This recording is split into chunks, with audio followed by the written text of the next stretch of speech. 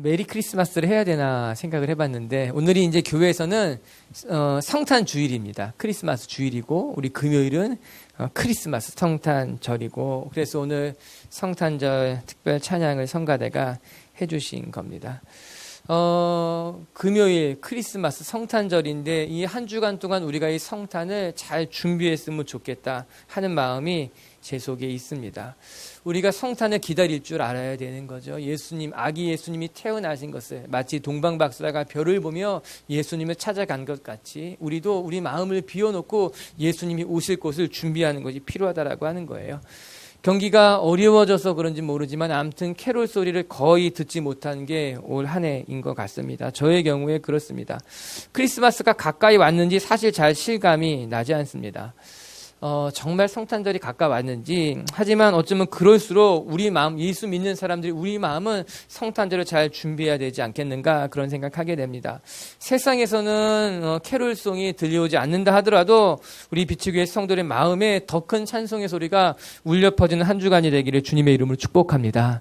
성탄이 우리에게 기쁨이 됐으면 좋겠고, 우리 마음속에 우리 안에 있는 어둠을 몰아내는 시간이 됐으면 좋겠고, 하나님의 평화가 여러분 가운데 임하는 시간이 되었으면 좋겠어요.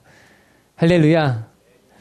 건물을 짓는 것을 보면 정말 놀라울 때가 있어요. 특별히 요즘 같은 경우에는요, 건물 하나 올리는데 그렇게 긴 시간이 걸리지 않더라고요. 먼저 기중기를 하나 세워놓고 그 기중기가 건물을 한 층 한 층 세워 올라가는 거 보면은 한없이 신기할 따름입니다. 그리고 어느 순간 보게 되면은 금방 크고 웅장한 건물이 하나 딱 세워진 것을 보게 되는 거예요. 우리 같은 사람들은 그냥 지나가다가 보게 되면은 건물이 금방 올라갔구나 생각하는데 손쉽게 지어지는 것 같은데, 실상 건물을 짓는 사람들의 이야기를 들어보면 그렇지 않다는 겁니다. 건물 하나 세우는데 아주 치밀한 계획을 가지고 설계한 도면에 따라서 한 층 한 층 세워 올라가는 것이 건물, 빌딩이라고 하는 것이에요. 우리 생각에는 쉽게 올라가는 것 같지만 몇 층짜리 건물을 세울지를 놓고서는 그거에 알맞게 또 그만큼 땅을 깊게 파고 기반을 다지는 것이 필요하다라고 하는 거죠. 건물을 세우는데 제일 중요한 것은 기둥을 과연 몇 개를 세워야 될지 정해야 된다라고 하는 거예요. 뿐만 아니라 각 층마다 천고를 얼만큼 높게 할 것인지 정하는 것이 중요하다라고 하는 것이죠. 그렇게 건물을 다 세우고 나면 또 겉 재질은 무엇을 할 것인지 미리 결정해야 되는 거죠. 그래서 건물을 세워 올라가면서 재료든 따로 또 준비해야 되고, 건물을 다 세우고 난 다음은 그 준비된 재료를 가져다가 또 외장을 만드는 건 아니겠습니까? 이 모든 것이 다 철저한 준비 가운데 이루어지는 거죠. 계획이 있어야 된다라고 하는 것이에요. 계획에 따라서 그 계획에 따라 하나하나 지어질 때 멋지고 웅장한 건물이 만들어진다라고 하는 것이죠. 여러분, 이 안에 다 준비됨이 있어야 되는 거예요. 설계가 있어야 된다라고 하는 것입니다. 오늘 우리가 읽은 본문은 사울이 왕이 되는 장면입니다. 이스라엘 백성이 왕을 세워달라고 하나님 앞에 요구하게 되자 하나님이 경고하셨어요. 왕을 세우면 너희에게 더 큰 어려움이 있을 것이다. 그러나 그 경고에도 불구하고 이스라엘 백성이 끊임없이 왕을 세워달라고 하니까 하나님이 왕을 허락해 주셨습니다. 그게 오늘 본문이에요. 그런데 오늘 본문을 읽으면서 우리가 배워야 될 것이 두 가지가 있다라고 하는 거예요. 첫 번째는요, 사울이 왕이 되고 있었는데 사울 자신은 자기가 왕이 될 것을 전혀 예상하지 못했다라고 하는 거예요. 사울은 자기가 왕이 될지 알지 못했지만 하나님은 그 뒤에서 하나님이 놀라운 계획을 가지고 사울을 왕으로 세워가고 계시다라고 하는 겁니다. 두 번째는 사울이 왕이 되는 과정을 살펴보게 되면 그 모든 전 과정을 하나님이 주도적으로 이끌어가고 계시다라고 하는 거예요. 사무엘에게 나타나셔서 사울에 대해서 먼저 예언해 주신 것이죠. 또한 사울과 사무엘을 만나게 하셨고, 그래서 사무엘이 사울을 기름 붓게 하는 것으로 말미암아 왕으로 세운 건 아닙니까? 즉 사울이 왕이 되는 모든 과정을 인간이 이끌어간 것이 아니라 하나님이 철저하게 주도해 가고 계시다라고 하는 거예요. 우리가 성탄절을 준비하고 계시잖아요. 예수님께서 이 땅에 오신 것을 한번 생각해 보면요, 이스라엘 사람들 중에 어느 누구도 나사렛에서 예수 그리스도가 태어날 것을 예상한 사람은 아무도 없었어요.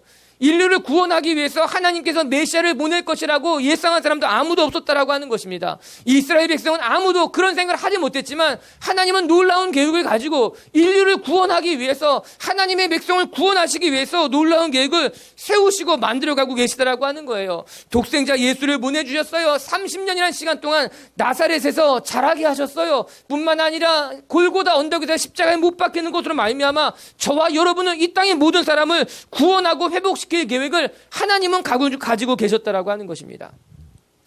우리 사랑하는 빛의 교회 성도 여러분, 여러분 삶 가운데 숨겨져 있는 하나님의 계획을 소망하는 분들이 되길 주님의 이름으로 축복합니다. 우리는 우리의 삶의 미래를 두려워하거나 걱정할 때가 있습니다. 우리의 미래 중에 그 어떤 것도 확실하지 않기 때문에 우리는 우리의 미래가 두려운 거예요. 걱정이 되는 거예요. 때로는 염려도 하게 되어 있다라고 하는 겁니다. 내가 어떻게 해야 될지 모르는 거예요. 어떤 삶을 준비해야 될지도 모른다라고 하는 거예요. 그래서 우리는 걱정하거나 두려워한다라고 하는 것입니다. 그러나 여러분 기억하시기 바랍니다. 이스라엘 백성이 그들의 삶에 대한 하나님의 계획을 알지 못했지만 하나님이 그들 가운데 놀라운 계획을 가지고 있었던 것처럼, 사울은 자기가 왕이 될 줄 미처 생각하지 못했지만 사울의 삶에 하나님의 놀라운 계획이 가지고 있었던 것 같이 여러분의 삶이 여러분 미처 깨닫지 못한 하나님의 놀라운 계획이 여러분 삶 가운데 준비되고 있음을 믿음의 눈으로 바라볼 수 있게 되길 주님의 이름으로 축복합니다. 하나님은 하나님의 뜻을 갖고 계신 거예요. 그리고 그 하나님의 뜻에 따라 우리의 삶을 선한 길로 인도하고 계신다라고 하는 겁니다. 오늘 말씀을 보시기 바랍니다. 사울은 알지 못했지만, 이스라엘 백성은 어느 누구도 깨닫지 못했지만 하나님이 하나님의 계획을 철저하게 만들어 가시고 이루어 가신다라고 하는 거예요. 우리는 생각합니다. 내 미래를 생각합니다. 나는 아무것도 못하는 사람이고 나는 부족한 사람이기 때문에 내 삶에 과연 어떠한 일이 일어날까 소망을 못할 수도 있지만, 기억할 것은 우리가 부족하고 때로는 우리가 연약하고 때로는 우리의 삶에 아무런 계획이 없다 하더라도 하나님은 우리의 삶에 하나님의 계획이 있다라고 하는 거예요. 하나님의 계획은 여러분의 계획보다 위대할 줄로 믿습니다. 우리가 꿈꾸는 것보다, 우리가 계획하는 것보다 하나님이 가지고 계신 계획이 더 놀랍다라고 하는 거예요. 우리가 성탄을 준비하면서 또 올 한 해, 내년 한 해를 준비하면서 우리 안에 계신, 우리 안에 숨겨놓은 하나님의 계획을 바라볼 수 있게 되길 바라고, 하나님의 계획을 발견할 수 있는 시간들이 된다면 축복의 시간일 줄로 믿습니다. 오늘 말씀을 통해 몇 가지를 함께 생각해 보고 싶어요. 첫 번째는요, 하나님의 계획이 우리 속에 숨겨져 있다면, 때로는 우리 삶에 만나는 고난과 역경이 있다 하더라도 그 뒤에 있는 하나님의 계획을, 하나님의 뜻을 우리가 바라볼 줄 아는 사람이 되어야 된다라고 하는 거예요. 오늘 사건의 배경이 되는 것이 9장 2절과 3절에 나와 있어요. 그것이 중요합니다. 같이 한번 우리 자막을 통해 읽어볼게요. 사무엘상 9장 2절과 3절입니다. 시작. 기스에게 아들이 있으니 그의 이름은 사울이요 준수한 소년이라. 이스라엘 자손 중에 그보다 더 준수한 자가 없고 키는 모든 백성보다 어깨 위만큼 더 컸더라. 사울이 아버지 기스가 그의 아들 사울에게 이르되 한 사환을 데리고 가서 암나기를 찾으라 하며, 여러분 사울이 왕이 됨에 있어서 사무엘을 만나는 것은 굉장히 중요한 만남이었습니다. 그런데 이 사울이 사무엘을 만나는 결정적인 계기가 있는데 무엇이었는가? 사울의 아버지가 암나기를 잃어버린 사건으로부터 시작된다라고 하는 거예요. 이에 사울의 아버지 기스가 사울에게 명하기를 너는 사환을 데리고 가서 잃어버린 암나기를 찾아오라라고 이야기했다라고 하는 거예요. 그래서 사울이 길을 떠난 것이고 사무엘을 만나게 됐다라고 하는 겁니다. 당시 나귀라고 하는 것은 가장 중요한 교통수단 중에 하나였다고 합니다. 이 나귀가 없이는 짐을 싣고 어디를 갈 수 없었던 거예요. 특히 오늘 잃어버린 나귀가 암나귀라 그러잖아요. 암나귀는요, 새끼를 낳을 수 있기 때문에 순나귀보다 훨씬 더 중요하고 비싼 동물이었지 않겠습니까? 그렇기 때문에 암나귀를 잃어버린 사울의 아버지는 사울을 보내서 그 나귀를 찾아오라라고 명할 수밖에 없었던 겁니다. 굉장히 재산상 큰 손실을 가져오게 된 거죠. 너무 귀한 것을 잃어버린 것 아닙니까? 그래서 아버지가 사울을 보내 암나귀를 꼭 찾아와라. 저는 사무엘상 9장을 읽어보면서 암나귀를 찾고자 자기 아들을 내보내고 이렇게 고생하는 것을 보면서 꼭 이렇게까지 나귀를 찾아와야 될까라는 생각을 했었던 적이 있어요. 그런데 말씀을 읽어보면서 암나귀가 우리가 생각한 것보다 훨씬 더 귀한 물건이구나, 비싼 거구나 깨닫게 되니까요, 이게 암나귀를 찾아야겠구나, 마땅히 찾아야겠구나 생각을 하게 된 거예요. 오늘 본문을 보게 되면요, 사울이 암나귀를 찾기 위해서 꽤 먼 곳까지 갔던 것 같습니다. 하루 이틀을 찾은 것이 아니라 오늘 읽은 보면 한 3일 정도 적지 않은 시간 동안 나귀를 찾고자 헤매이게 된 것이죠. 이곳저곳 안 찾아본 것이 없음에도 불구하고 나귀를 찾지 못하게 되자 사울의 마음이 어려워지기 시작했습니다. 왜 그렇지 않았겠습니까? 나귀를 잃어버린 것도 안타까운데 이것을 찾고자 수없이 많이 노력했는데 못 찾은 거예요. 이런 생각을 할 수 있겠죠. 왜 암나귀가 도망가서 우리 집에 이런 어려움이 생기게 된 것일까? 왜 이 나귀를 잃어버리는 것으로 말미암아 우리 가정이 이런 어려움을 만난 것일까? 또한 내가 이렇게 하루 종일 암나귀를 찾아 헤맸음에도 불구하고 왜 하나님께서 이 나귀를 찾지 못하게 하신 것일까? 이 사울의 마음이 낙심될 수 있었다라고 하는 것입니다. 심지어 사울이 사무엘을 찾아갈 때까지 나귀는 찾아보지도 못한 거예요. 얼마나 그의 마음이 어려웠겠습니까? 하지만 가만히 생각해 보면 암나귀를 잃어버린 것으로 말미암아 사울이 사무엘을 만나게 되고, 사무엘과 만나는 것으로 말미암아 기름 부음을 받게 되고 왕으로서 세움을 입게 된 건 아니었겠습니까? 여러분, 뒤집어 생각해 본다면 만약 암나귀를 잃어버리지 않았다면 사울은 암나귀를 찾아 나서지 않았을 것이고, 그래서 사무엘을 만나지 못했다면 그는 왕이 되지도 못했을 것이에요. 오히려 암나귀를 잃어버린 것이 그의 생각에는 고난이고 어려움이고 큰 힘든 일을 만났을지 모르지만 그 일로 말미암아 그는 평생 그의 중보 기도자가 될 사무엘과의 만남이 시작된 건 아니었겠습니까? 이 일로 말미암아 오히려 하나님의 눈에 들어가게 된 것이며 하나님의 계획 안으로 참여하게 된 것 아니겠습니까? 여러분, 우리가 인생의 어려운 일을 만나게 되면요, 우리의 마음과 눈이 그 어려운 일에 딱 고정되게 되어 버립니다. 우리가 무엇인가 마음이 상하게 되면요, 그 마음이 상한 일로 말미암아 우리 마음이 딱 그 상한 것에 딱 고정되게 되어 있는 거예요. 이 고난이 너무 힘들게 느껴지기 때문에 고난이 주는 하나님의 메시지를 잃어버리게 되는 겁니다. 이 고난을 통해 하나님이 우리의 삶에 말씀하시고자 하는 것이 있음에도 불구하고 우리는 고난만 바라보는 거예요. 상한 내 마음 때문에 넘어져 있기만 한다라고 하는 것입니다. 오늘 사건을 유심히 한번 들여다보시기 바랍니다. 사울은 자신이 왕이 될 것을 꿈에도 생각해 보지 못했습니다. 그리고 암나귀를 잃어버린 사건으로 말미암아 사울은 그냥 힘들어했을 거예요. 그런데 그 사건이 사무엘이라고 하는 놀라운 선지자를 만나게 해주는 매개체가 된 것이죠. 암나귀를 잃어버린 것으로 말미암아 그는 사무엘을 만나게 되고 사무엘을 통해서 왕으로 세움받게 되는 일까지 일어난 것 아니겠습니까? 전화위복이라고 하는 거예요. 화가 변해서 복이 된 것 아닙니까? 고난을 만났지만 그 고난 뒤에 있는 하나님의 계획과 오늘 사울이 마주치는 사건이 일어났다라고 하는 것이죠. 사랑하는 미체 교회 성도 여러분, 우리는 우리의 삶에 고난을 만나면 그 고난 때문에 주저앉게 되고요, 낙심하게 되고요, 내가 하고 있는 모든 일까지도 포기하고 싶은 유혹을 받기도 한다라고 하는 거예요. 하지만 그때마다 우리가 기억할 것은 고난을 만났을 때 고난에 주목하는 것이 아니라 그 고난 때문에 우리의 마음을 다 빼앗기는 것이 아니라 이 고난이 나에게 주는 유익은 무엇인가? 이 고난을 통해 하나님이 나에게 말씀하시고자 하는 메시지는 무엇인가? 이 고난의 너머의 하나님의 뜻은 무엇인지를 바라볼 줄 아는 여유로운 마음이 우리 가운데 있어야 된다라고 하는 것입니다. 여러분, 쉽게 불평하지 않게 되기를 바랍니다. 쉽게 하나님을 원망하지 않았으면 좋겠습니다. 왠지 아십니까? 원망하고 난 다음에, 불평하고 난 다음에 하나님의 그 숨겨진 은혜를 만나게 되면 얼마나 부끄러울까요?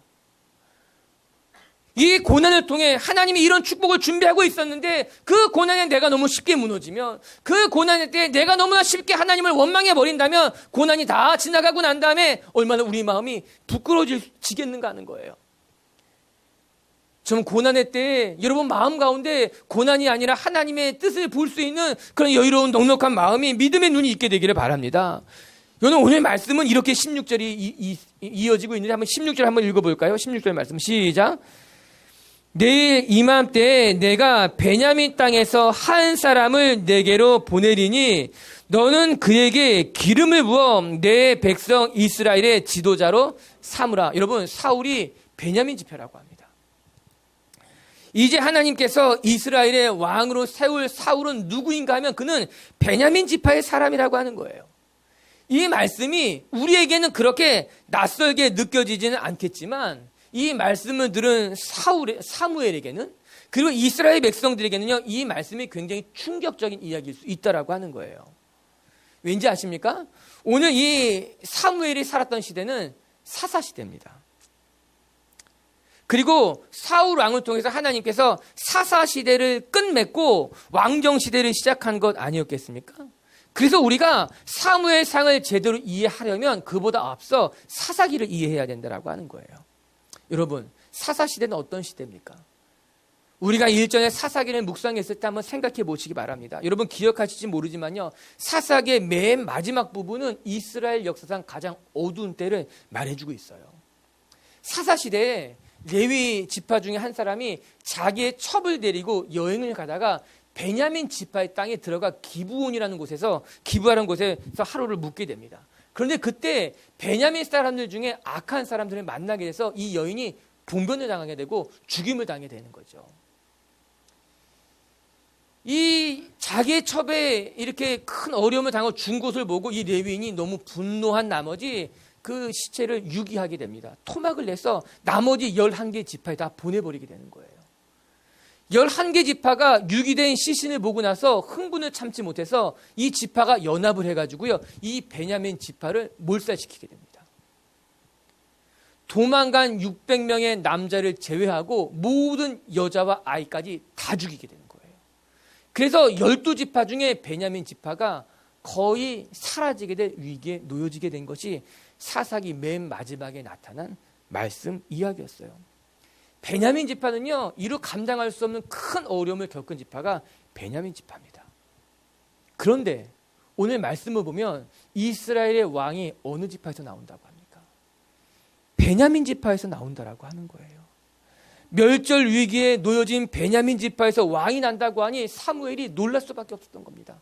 아니, 베냐민 지파에 그럴 만한 사람이 있습니까? 베냐민 지파는 거의 다 죽은 줄 알았는데 이 나라의 왕으로 세울 만한 사람이 있겠습니까? 이스라엘 사람들의 입장에서도 베냐민 지파에서 이 나라를 이끌 왕이 나온다는 것은 받아들일 수 없는 일이었겠죠. 아니, 그런 일이 어떻게 일어날 수 있겠습니까? 그런데 하나님의 계획이 경이로운 거예요.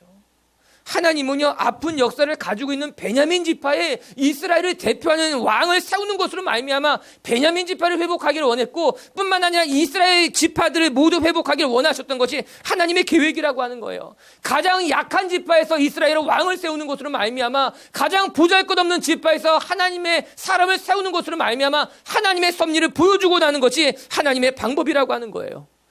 우리는 우리의 삶에, 우리의 역사에 아픈 기억 때문에 낙심할 때가 있습니다. 내가 과거에 받았던 이 상처로 말미암아, 내가 실패한 경험으로 말미암아, 낙심했던 일로 말미암아 믿음을 잃어버릴 때가 있어요. 하나님을 바라보지 못할 때가 있다라고 하는 겁니다. 내 이 상처로 말미암아 일어나지 못한 채 주저앉아 있을 때가 있다라고 하는 거예요. 그러나 오늘 말씀을 통해 저희 여러분이 기억할 수 있게 되길 바랍니다. 하나님은요, 앞나기를 잃어버린 그 어려운 형편을 통해 하나님의 역사를 만들어 가시는 분이라고 하는 거예요. 베냐민 지파라고 하는 무너진 지파를 통해서 하나님의 역사를 만들어가는 분이 우리 하나님이라고 하는 거예요.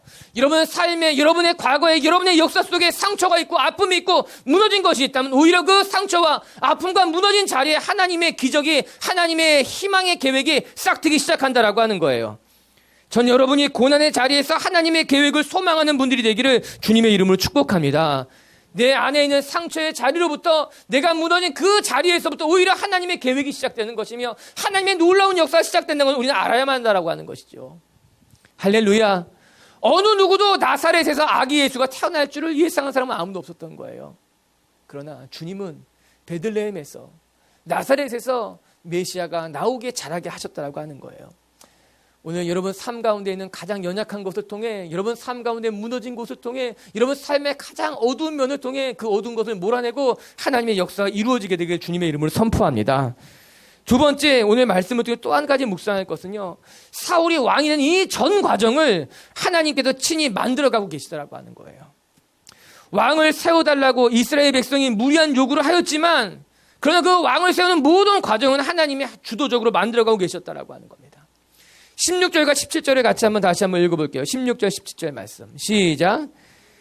내일 이맘때에 내가 베냐민 땅에서 한 사람을 내게로 보내리니 너는 그에게 기름을 부어 내 백성 이스라엘의 지도자로 삼으라. 내가 내 백성을 블레셋 사람들의 손에서 구원하리라. 내 백성의 부르짖음이 내게 상달되므로 내가 그들을 돌보았노라 하셨더니 사무엘이 사울을 볼 때 여호와께서 그에게 이르시되 보라, 이는 내가 내게 말할 사람이니 이가 내 백성을 다스리리라 하시니라. 하나님께서 하나님의 사람을 보내시고 하나님이 친히 다스리겠다라고 하는 거예요. 여러분, 이 말씀에서 반복되는 단어를 발견했습니까? 바로 내가라고 하는 인칭 대명사가 반복되고 있는 거예요. 내가 한 사람을 내게 보내리니, 이제 사무엘이 만날 사람은 누가 보낸 사람이냐? 내가 보낸 사람이라고 하는 거예요. 내가 너에게 나의 백성을 위해서, 나의 백성을 구원하고자 한 사람을 보내겠다라고 하는 것이죠. 왜 보냈겠어요? 내 백성을 구원하기 위해서, 내 백성을 회복하기 위해서. 여러분, 여기서 내가 보냈다라고 하는 이 말씀은요, 하나님의 주도적인 역사심을 매우 잘 보여준 단어라고 하는 거예요. 이 일을 누가 계획했으며 이 일을 누가 이끌어가는가? 하나님이 이끌어간다라고 하는 거예요. 하나님의 뜻대로 하나님의 때에 따라 하나님이 만들어간다라고 하는 거죠. 우리는 흔히 내 작품이라고 말할 때가 있습니다. 이거는 내 작품이야. 내가 계획했고 내가 구성했고 내가 만든 내 작품이라고 말하는 거예요. 무슨 말입니까? 내 공이 들어갔다는 거예요. 내가 만들었다는 거예요. 내 계획이고 내 손수 한 것이 내 작품이라고 하는 것입니다. 오늘 하나님이 이스라엘 백성에게 그 말씀하고 있는 거예요. 사울은 내 작품이야. 내가 만든 자고 내가 보낸 자고 내가 만들어갈 사람이라고 하나님이 오늘 말씀하고 계시다라고 하는 거예요. 오늘 이 음성이 여러분 귀에 들렸으면 좋겠어요. 하나님 오늘 우리에게 말씀하고 계신 거예요. 너희들은 보잘것없어 보이고 부족하고 연약하여 보이지만 너희들은 내 작품이라는 거예요. 내가 만들었고 내가 너의 삶을 허락했고 너의 삶은 내가 이끌어가겠다라고 하는 거예요. 내 작품이기 때문에 내가 구성했기 때문에 내가 만들었기 때문에 어느 누구도 내 작품을 멸시할 수도 천하게 대할 수도 없다라고 하는 것입니다. 할렐루야. 우리의 삶은 하나님이 만드신 거예요. 하나님이 허락한 인생이라고 하는 거예요. 하나님은 하나님의 작품을 한시도 잊은 적이 없습니다. 그래서 하나님은 하나님의 작품에 인을 치시는 것 같이 하나님은 하나님의 백성들의 삶에 인을 쳐놓고 기다리고 있는 거예요. 내가 내 표식을 해놨다는 거예요. 내 거기 때문에 내가 인쳐놨다라고 하는 거예요. 그것이 하나님의 계획이라고 하는 거예요. 많은 사람들은요, 아니 어떤 사람들은요, 자기의 인생은 그냥 흘러간다고 생각합니다. 때로는 넘어지기도 하고 때로는 운이 없는 일을 만나기도 하고 때로는 내가 감당할 수 없는 일을 만난다고 말합니다. 그러나 성경 그렇게 말하고 있지 않아요. 너의 삶은 그냥 흘러가는 것이 아니라 하나님이 이끌어 가신다고 말하는 거예요. 하나님의 뜻에 따라 하나님의 때에 알맞게 너의 삶에 필요한 것을 보내주고 너의 삶에 필요한 것을 채우는 것으로 말미암아 내가 내 백성을 이끌어 간다라고 하는 것이죠. 우리의 삶에 우연은 아무것도 없습니다. 사람들은 그냥 이루어진다고 말합니다. 우연히 괜찮아졌다고 말합니다. 여러분 18절과 19절을 같이 한번 읽어볼까요? 18절과 19절 시작. 사울이 성문 안 사무엘에게 나아가 이르되 선견자의 집이 어디인지 청하건대 내게 가르치소서 하니 사무엘이 사울에게 대답하여 이르되 내가 선견자이니라. 너는 내 앞서 산당으로 올라가라. 너희가 오늘 나와 함께 먹을 것이요 너를 보내되 내 마음에 있는 것을 다 내게 말하리라. 사울이 성문 안으로 들어가자 공교롭게도 사무엘과 마주쳤다는 겁니다. 사울이 마주친 그 사람에게 묻습니다. 이곳에 선견자가 어디 있습니까? 내가 그를 만나고 싶습니다. 그때 말합니다. 내가 찾는 선견자가 나라는 거예요. 내가 찾고 있는 그 사람이 바로 나라고 말하고 있는 것입니다. 하나님이 사무엘을 그 자리에 보내신 것이죠. 여러분 원래 사울은요 암나기 찾는 걸 포기했습니다. 아무리 찾아도 찾을 수 없었기 때문에 그냥 돌아가자라고 말합니다. 그러나 사울의 몸종이 만류합니다. 아니요, 우리 조금만 더 찾아보자는 거예요. 그래도 사울은요 내 몸에 가진 것이 아무것도 없기 때문에 선견자를 찾아갈 용기가 안 났습니다. 근데 공교롭게도요 그때 이 사울의 몸종 몸에 4분의 1 은세길이 있었던 거예요. 그런데 제가 4분의 1 세기를 가지고 있습니다. 우리 찾아가면은 선견자를 만날 수 있을지 모릅니다. 그래서 선견자가 사는 성읍으로 갔다라고 하는 겁니다. 여러분 그 성읍으로 가도요 사울이 사무엘을 만날 가능성은 많지 않습니다. 저는 생각해 보면요 사울이 암나기를 찾는 것보다 사울이 사무엘을 만나는 게 더 어려웠을 것만 같아요. 왜? 사무엘을 만나본 적이 있습니까? 사무엘이 어떻게 생겼는지 어떻게 압니까? 자기 암나기는요 자기가 키운 거잖아요. 자기 집안에 표식이 붙어 있으니까요 아무튼 보면 찾을 수 있겠지만 사무엘은 만나본 적이 없거든요. 얼굴을 알지 못하는데 어떻게 찾을 수 있겠는가? 그런데 성읍에 들어가자마자 가장 먼저 마주친 사람이 사무엘이었다는 거예요. 놀라운 일이죠. 여러분 뭔가 하나씩 척척 맞아 돌아가는 것 같지 않습니까? 모든 것이 공교롭게 마치 톱니바퀴가 돌아가는 것 같이 뭔가 만들어져가기 시작한다라고 하는 거예요. 왜 그랬을까요? 하나님이 만들어가는 거예요. 사울은 포기했지만 사울의 몸종을 통해 포기하지 말게 한 거예요. 사울은 아무것도 갖지 못했지만 사울의 몸종에게 은 4분의 1세길이 있어서 성읍으로 가게 하신 거예요. 성읍에 가서 사무엘을 찾을 수 없었지만요 가장 먼저 만난 사람이 사무엘이었기 때문에 그들의 아주 기가 막힌 만남이 시작됐다라고 하는 것이죠. 세상을 살다 보면요 내가 못 푸는 실타래가 있습니다. 모든 게 다 엉켜져 있어서 내가 못 풀 때가 아무리 풀으려고 애쓰셔도 못 풀 때가 있어요. 그런데요 한우를 딱 끌어당기면요 술술술술 풀릴 때가 있습니다. 우리 인생이 그럴 때가 있는 거예요. 아무리 내가 애쓰고 수고해도 풀리지 않습니다. 아무리 내가 노력하고 내가 가진 것을 다 동원해도 계속 꼬여갈 때만 있습니다. 그런데 어떨 때는요 하나님이 하나씩 풀어갈 때가 있는 거예요. 우연처럼. 어떻게 이런 일이 일어날 수 있을까 싶은 만큼 하나씩 풀려갈 때가 있다라고 하는 거예요. 오늘 사울이 그것을 경험하게 되는 것이죠. 내가 그렇게 애쓰고 수고해도 찾지 못했던 암낙인데, 아니 그가 지금까지 경험해보지 못했던 하나님의 계획과 마주치는 것으로 말미암아 하나님의 사울의 인생의 모든 계획을 하나씩 풀어가기 시작했다라고 하는 것이에요. 사랑하는 빛의 교회 성도 여러분, 여러분의 인생의 실타래를 여러분이 풀려하는 것이 아니라 하나님 앞에 맡겨드릴 수 있게 되기를 바랍니다. 하나님이 풀기 시작하면 풀리는 거예요. 하나님 하나씩 만들어가기 시작하게 되면 하나님의 역사가 나타난다라고 하는 거예요. 오늘 말씀을 보니 사울의 인생은 하나님이 만들어가는 인생이었어요. 하나님이 주도적으로 이끌어가는 인생이었다라고 하는 거예요. 오래전에 우리 아이가 어렸을 때 운전을 하고 가다가, 아이는 옆에 운전을 하고 가다가 제 핸들 커버가 있었는데 핸들 커버를 이제 신호등에 딱 섰는데 핸들 커버가 답답해 핸들 커버를 싹 벗겼어요. 핸들 커버를 벗겼더니 핸들이 동그랗게 또 나오잖아요. 벗긴 핸들 커버를 우리 아이한테 줬어요. 그러니까 아이도 핸들 하나 들고 저도 핸들 하나 붙잡고 운전을 하기 시작하게 된 거예요. 근데 옆에 있던 차가 깜짝 놀란 거. 이 차는 핸들이 2개니까. 운전하고 가다가 우리 아이가 오른쪽 하면 오른쪽, 왼쪽 하면 왼쪽. 내가 브레이크 하면은 아이가 브레이크를 밟는 신용을 내더라고요. 브레이크 밟는 신용을. 그때 우리 아이는 자기가 차를 운전했다고 생각할 겁니다. 자기가 가고 싶은 데로 차가 갔다고 생각합니다. 그런데 핸들은 누가 잡았습니까? 운전은 누가 했습니까? 운전은 제가 한 거예요. 핸들은 제가 잡고 있었던 거예요. 우리 인생에, 우리의 삶의 핸들을 내가 붙잡고 있는 것이 아니라 하나님이 붙잡고 있다는 걸 우리가 알아야만 되는 거예요. 내 뜻대로 몰고 가는 것 같지만, 내가 가고 싶을 때 서고 내가 멈추고 싶을 때 멈추는 것처럼 생각할지 모르지만 우리의 삶의 인생을 하나님이 이끌어 가신다라고 하는 거예요. 오늘 사울을 통해서 우리는 깨닫게 되는 거죠. 그의 인생을 하나님이 이끌어 가고 계시는구나. 여러분 인생의 핸들을 붙잡고 계신, 여러분의 삶을 주도적으로 만들어 가시는 하나님을 깨닫게 되길 주님의 이름으로 축복합니다. 그리고 세 번째 깨닫게 되는 것은요, 그때 우리가 준비해야 될 것이 있는데 무엇이냐? 하나님이 우리의 삶을 선하게 이끌어 가도록 우리는 우리의 그릇을 깨끗하게 비우는 것이 필요합니다. 21절의 말씀을 볼게요. 21절의 말씀 우리 같이 읽어보겠습니다. 시작. 사울이 대답하여 이르되